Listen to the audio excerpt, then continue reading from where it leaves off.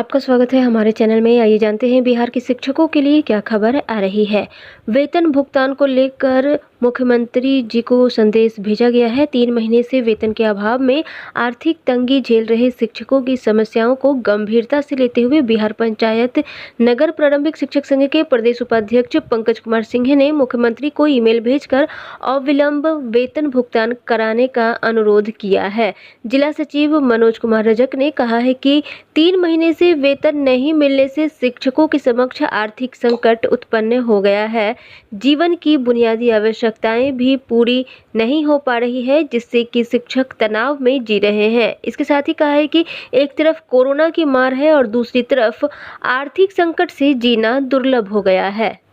बिहार पंचायत नगर प्रारंभिक शिक्षक संघ ने शिक्षकों की समस्याओं को गंभीरता से लिया है, जिसे देखते हुए उन्होंने मुख्यमंत्री जी को संदेश भेजा है और जल्द से जल्द अविलंब वेतन भुगतान कराने का अनुरोध किया है। भेजे गए त्राहिमाम संदेश में प्रदेश उपाध्यक्ष ने सुपौल सहित बिहार के लाखों शिक्षकों की समस्याओं को गंभीरता से लेते हुए अविलंब वेतन भुगतान का अनुरोध किया है। बिहार पंचायत नगर प्रारंभिक शिक्षक संघ के जिला सचिव मनोज रजक ने कहा है कि 3 महीने से वेतन नहीं मिलने से शिक्षकों के समक्ष भयानक आर्थिक संकट उत्पन्न हो गया है। जीवन की बुनियादी आवश्यकताएं भी पूरी नहीं हो पा रही है, जिससे शिक्षक तनाव में जी रहे हैं। एक तरफ कोरोना की मार है तो दूसरी तरफ आर्थिक संकट से जीना दुर्लभ हो गया है।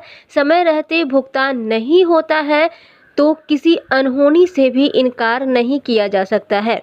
जिला शिक्षा कार्यालय की उदासीनता के चलते आवंटन रहने के बावजूद भी भुगतान नहीं होना दुर्भाग्यपूर्ण है। इसके साथ ही शिक्षा विभाग की ओर से जीओबी मध्य के शिक्षकों के लिए वेतन की राशि जारी कर दी गई है। शिक्षा विभाग ने इस संबंध में पत्र जारी कर दिया है, जिसके अंतर्गत कहा गया है कि राज्य के प्राथमिक एवं मध्य विद्यालयों में राज्य सरकार के अधीन स्वीकृत 66,104 पद के जो शिक्षक हैं उनके लिए वित्तीय वर्ष 2020 से 21-22 में वेतन भुगतान के लिए वेतन की राशि जारी कर दी जाती है। सभी जिलों में ये राशि भेज दी गई है। उम्मीद है कि जल्द से जल्द जीओबी मध्य के शिक्षकों को वेतन मिल जाएगा। ये जो राशि जारी हुई है जीओबी मध्य के शिक्षकों के लिए राशि जारी की गई है, जिससे कि जनवरी, फरवरी, मार्च महीने के वेतन का भुगतान किया जाएगा। इसके साथ ही आपको बता दें कि लॉकडाउन के बीच भी राज्य के 1ली से लेकर 12वीं तक की पढ़ाई वाले सरकारी, अर्ध सरकारी, अनुदानित और निजी विद्यालय अपने तमाम प्रकार के संसाधनों की जानकारी unified district information system for education अर्थात यूडाइस के पोर्टल पर अपलोड करेंगे।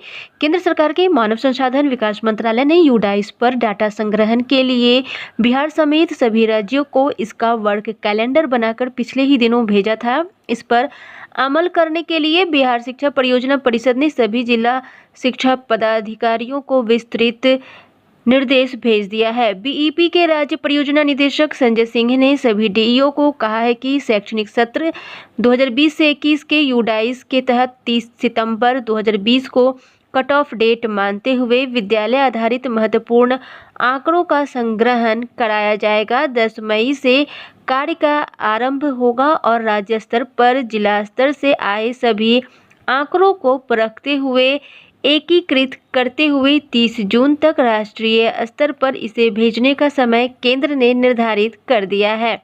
पूरी कार्रवाई ऑनलाइन की जाएगी। एकीकृत जिला सूचना प्रणाली के माध्यम से यूडाइस के पोर्टल पर सभी स्कूलों को अपनी अपनी अद्यतन जानकारी देनी होगी।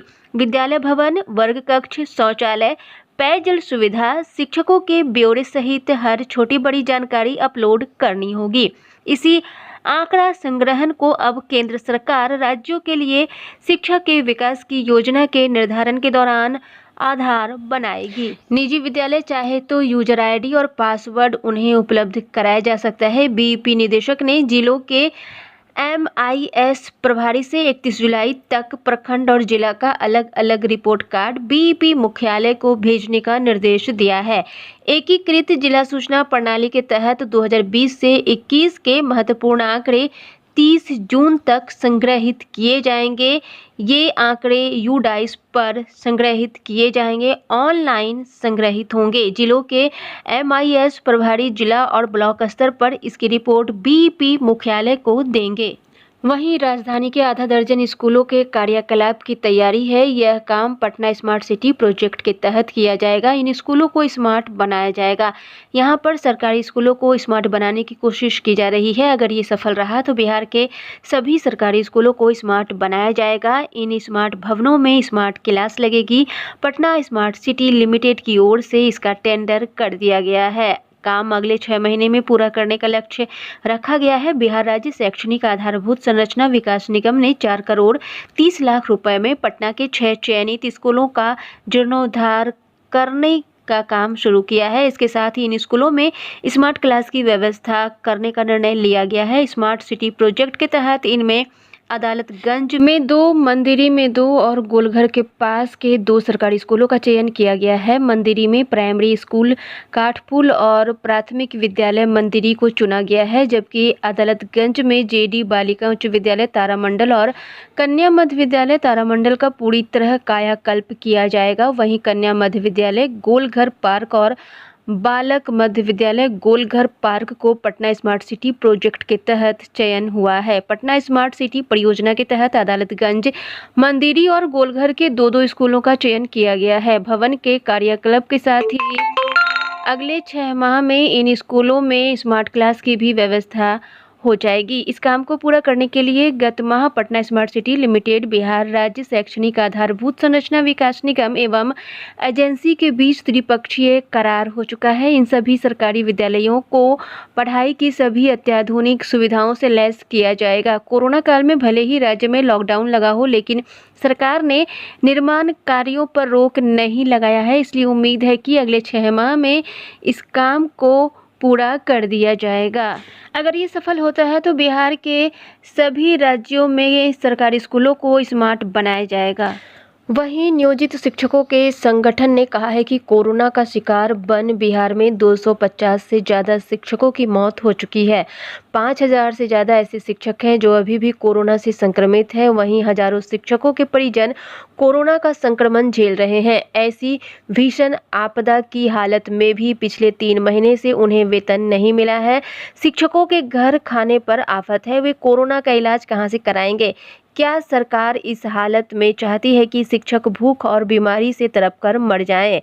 ऐसे में शिक्षक संघ के मुताबिक नीतीश सरकार ने पंचायती राज नगर निकायों के अंतर्गत काम कर रहे शिक्षकों और पुस्तकालय अध्यक्षों के लंबित वेतन भुगतान के लिए पैसे का आवंटन तो कर दिया है, लेकिन सरकार के पैसे आवंटित करने के बाद लॉकडाउन का ऐलान हो गया, जिस कारण से सभी सरकारी कार्यालयों को बंद कर दिया गया। ऐसे में आवंटन के बावजूद शिक्षकों को वेतन का पैसा नहीं मिला, फाइलों में ही अटका हुआ है। शिक्षक संघ ने कहा है कि रमजान का महीना भी है, 13 मई को ईद का पर्व है, लेकिन सूबे में 15 मई तक लॉकडाउन का ऐलान कर दिया गया है। अब यही उम्मीद है कि ईद के मौके पर भी शिक्षकों को वेतन नहीं मिल पाएगा। ऐसे में शिक्षकों में हताशा बढ़ती जा रही है। आज की खबरों में बस इतना ही।